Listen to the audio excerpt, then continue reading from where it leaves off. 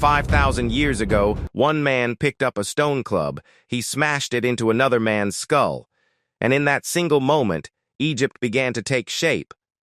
This is the story of how a handful of warlords became gods on earth. Before the pharaohs, Egypt wasn't one country.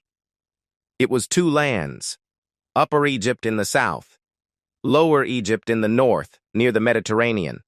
Two cultures, two crowns, two enemies. For centuries, small kingdoms fought along the Nile's banks.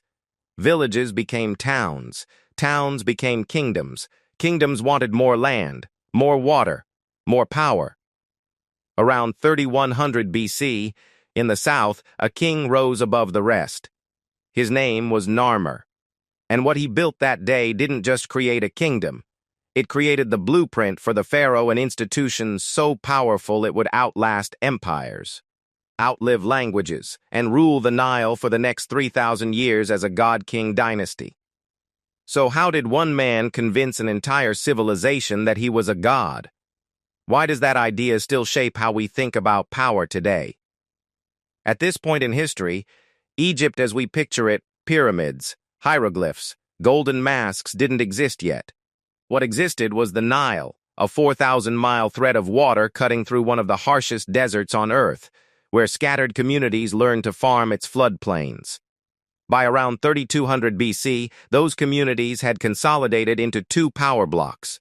In the south, what's confusingly called Upper Egypt, because the Nile flows north, a string of fortified towns like Nakada and Hierakonpolis had grown rich and militarized. In the north, Lower Egypt controlled the fertile, swampy delta where the Nile met the Mediterranean. These weren't friendly neighbors. According to most academic research, unification wasn't a single dramatic event but a long, deliberate process in which southern kings extended their power northward over generations. Trade routes were contested. Resources were limited. In the south, a series of increasingly ambitious kings had begun to ask a dangerous question. What if there didn't have to be two crowns at all? This is the world Narmer was born into, a world on the edge of becoming something entirely new. If someone was willing to force it there, the southern kings who came before Narmer weren't conquerors by accident. They were the product of a system built for conquest. Upper Egypt's economy ran on trade gold from Nubia, stone from the eastern desert. Timber and luxury goods funneled north toward the delta and out to the wider world. Every king who controlled that trade route grew wealthier, and every king who grew wealthier could field a bigger army. Preternastic Egyptian art from this period is startlingly direct about what was coming. Carved mace heads and ivory labels show kings smashing enemy settlements, leading captives in chains, founding new towns on conquered land. This wasn't subtle propaganda. It was a statement of intent, repeated for at least 2 or 3 generations before Narmer ever took the throne. By the time Narmer rose to power, likely a king of the city of Hierakonpolis, the militarized heart of Upper Egypt, the south, had already swallowed most of its immediate rivals. Only one prize remained: the Delta, Lower Egypt, the richest, most fertile land on the entire river. We don't have diaries or letters from this era. Writing itself was still being invented. Still, the archaeology speaks almost as loudly. Seal impressions bearing Narmer's name begin appearing not just in the south, but scattered through sites in the north, in towns that until recently had answered to a different king entirely. The message embedded in stone, clay, and ivory was unmistakable. Narmer wasn't preparing to negotiate. He was preparing to erase the border completely. We don't have a battlefield account of the Unification War the way we have for Cannae or Gettysburg.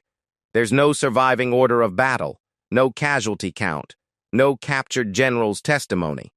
What we have is something almost more powerful: a single carved stone slab that froze the moment of victory in time forever.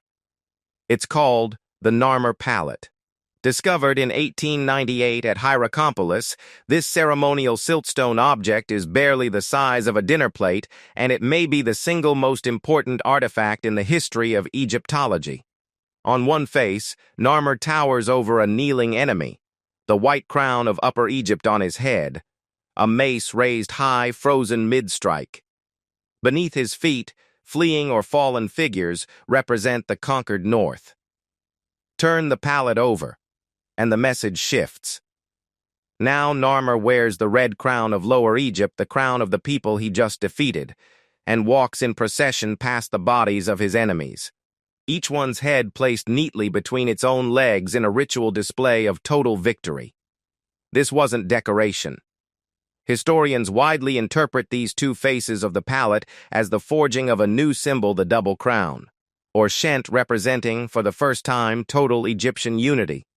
What makes the campaign brilliant, militarily, is what came after the killing. Narmer didn't simply occupy the delta. Some evidence suggests he secured the north, in part through marriage to a noblewoman named Neithhotep, likely from a powerful Lower Egyptian family, binding his bloodline directly into the people he had just conquered. Conquest alone creates resentment. Conquest plus marriage creates legitimacy. It was a tactic future Egyptian and later world rulers would copy for millennia.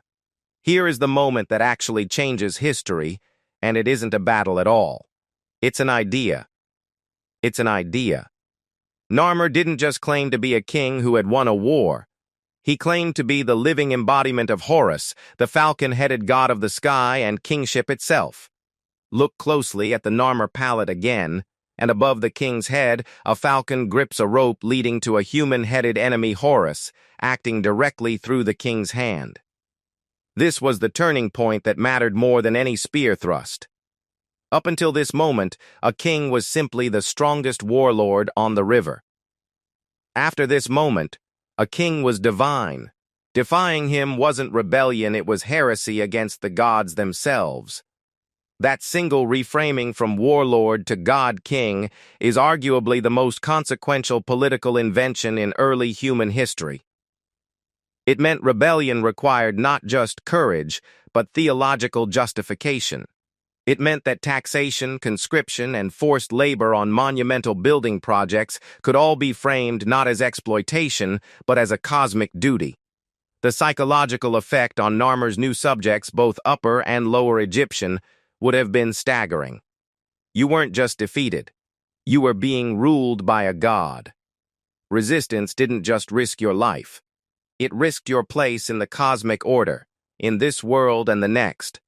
This is the moment historians point to as the true birth of the pharaonic ideology, the engine that would power ancient Egypt for the next 3,000 years as a god-king system.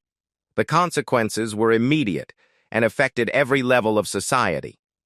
For the conquered communities of Lower Egypt, unification meant submission to a southern court, southern gods reframed as supreme, and southern administrators now overseeing what had once been independent towns. Narmer's likely son, Hor-Aha, would go on to found a new capital, Memphis, deliberately positioned at the seam between the two former kingdoms, a city built specifically to hold a divided people together by geography. For Upper Egypt, victory brought enormous wealth but also enormous new burdens. Unifying two kingdoms meant building an administration that had never existed before. Scribes to track grain, officials to manage labor. A hierarchy capable of running an empire rather than a single city-state. Much of what we associate with ancient Egypt bureaucracy, organized religion. Monumental architecture was built, piece by piece, to manage the machine Narmer had just created. And for the ordinary people caught in between farmers, fishermen, laborers along the Nile, unification meant something simpler and heavier. A single tax collector instead of two. And a single god-king who now claimed total authority over their labor, their harvest, and their afterlife. History would never be the same. Egypt had its first pharaoh, its first unified state, and its first true ruling ideology, all forged, over roughly one generation, into a god-king dynasty. Here's why this moment still matters, 5,000 years later. Every pharaoh who came after Narmer Khufu, Hatshepsut, Ramesses the Great, even Cleopatra at the very end of the dynasty inherited the framework he built. the double crown. The claim to divine kingship. The idea that political unity and religious authority were the same thing, wielded by the same man. Without Narmer's unification, there is no centralized authority to build the pyramids of Giza 7 centuries later. No single state wealthy and organized enough to fund Karnak, the Valley of the Kings, or the temples of Abu Simbel. The entire 3,000-year span of pharaonic civilization, one of the longest-lasting state systems in human history, rests on the foundation of one man's military campaign and one revolutionary idea about kingship. And the idea itself didn't die with Egypt. The notion that a ruler's authority comes from something beyond mere forced divine right, manifest destiny, the mandate of heaven echoes through monarchies and empires for thousands of years afterward on nearly every continent. This is the real story behind the rise of the pharaohs, not a myth about gods descending to rule the Nile, but a calculated, ruthless, and brilliant human strategy for turning conquest into a god-king dynasty that could last for millennia.